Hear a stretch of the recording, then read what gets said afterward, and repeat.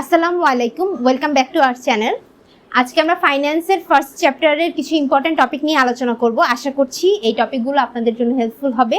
যদি আমাদের ভিডিওটা ভালো লেগে থাকে অবশ্যই আমার ভিডিওটা লাইক দিবেন, ভিডিওটা ফ্রেন্ডসদের সাথে অবশ্যই শেয়ার করবেন এবং আমাদের চ্যানেলটা সাবস্ক্রাইব করতে ভুলবেন না। Then let's get start the video. প্রথম অধ্যায়ের এমসিকিউগুলো আজকে আমরা দেখব। প্রথম এমসিকিউটা হচ্ছে ব্যবসায়ের মৌলিক উপকরণ কি? ব্যবসায়ের মৌলিক উপকরণ হচ্ছে পুঁজি বা মূলধন, যেটা মালিক ব্যবসায়ে অর্থ যেটা বিনিয়োগ করে সেটা হচ্ছে গিয়ে পুঁজি বা মূলধন। দ্বিতীয় এমসিকিউটা হচ্ছে যুক্তরাষ্ট্রকে কিসের চারণভূমি বলা হয়? যুক্তরাষ্ট্রকে অর্থায়নের চারণভূমি বলা হয়। এটা একটি জ্ঞানমূলক প্রশ্ন, এটা আপনারা মুখস্থ করে নেবেন। 3 নম্বর এমসিকিউতে আছে WTO এর পূর্ণরূপ কি? WTO এর পূর্ণরূপ হচ্ছে ওয়ার্ল্ড ট্রেড অর্গানাইজেশন। এটার বানানটা খুব ভালো করে দেখবেন। 4 নাম্বার, দৈনন্দিন ব্যয় নির্বাহের জন্য পর্যাপ্ত অর্থ হাতে রাখা অর্থায়নের কোন নীতি? অর্থায়নের কয়েকটা নীতি আছে, তার মধ্যে তারল্য নীতিতে আমরা দৈনন্দিন ব্যয় নির্বাহের জন্য পর্যাপ্ত অর্থ হাতে রেখে থাকি।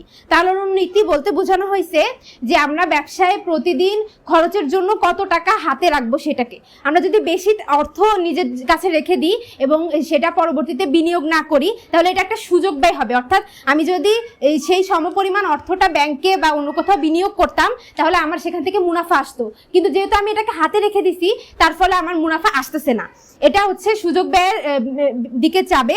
এই জন্য আমাদেরকে সবসময় ওয়াইজলি ডিসিশন নিতে হবে যে কতটুকু টাকা আমরা হাতে রাখবো। আবার অনেক সময় দেখা যায় যে আমাদের ব্যবসায় তারল্যের প্রয়োজন হয়। এখন পর্যাপ্ত পরিমাণ তারল্য আমাদের হাতে না থাকলে আমরা কিভাবে ব্যয় করব? এই জন্য ব্যবসায় সবসময় তারল্য নীতি নির্ধারণ করা হয় এবং সেই অনুযায়ী কতটা টাকা আমরা ব্যবসায়ের জন্য রাখবো এবং কতটা বিনিয়োগ করব সেটা ডিসাইড করা হয়। এটাই তারল্য নীতির কাজ। 5 নাম্বার হচ্ছে একজন চা বিক্রেতা তার দৈনন্দিন উপার্জনের পুরোটাই ব্যাংকে জমা রাখলে কোন নীতি লঙ্ঘন হবে? এটার উত্তর হবে হচ্ছে তারল্য বনাম মুনাফার নীতি। তারল্য নীতিটা আমি আগের প্রিভিয়াস কোয়েশ্চেনে বুঝিয়ে দিয়েছি। এটার উত্তর আর এই নীতির ব্যাখ্যাটা সেই প্রিভিয়াস কোয়েশ্চেনেরটার মতোই।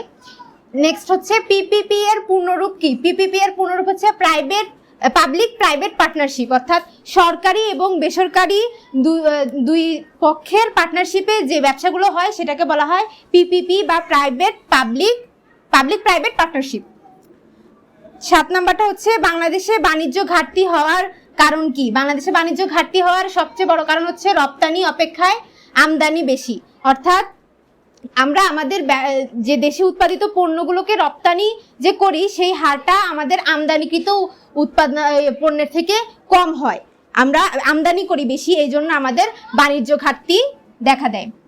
লাস্ট ওয়ান হচ্ছে সরকারের ঋণ গ্রহণের উৎস কোনটি? সরকারের ঋণ গ্রহণের উৎস হচ্ছে এডিবি বা হচ্ছে এশিয়ান ডেভেলপমেন্ট ব্যাংক।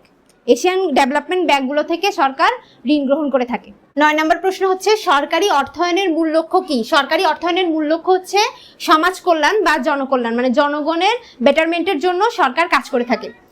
10 নাম্বার হচ্ছে অর্থায়ন মূলত কি নিয়ে কাজ করে? অর্থায়ন মূলত তহবিল ব্যবস্থাপনা নিয়ে কাজ করে।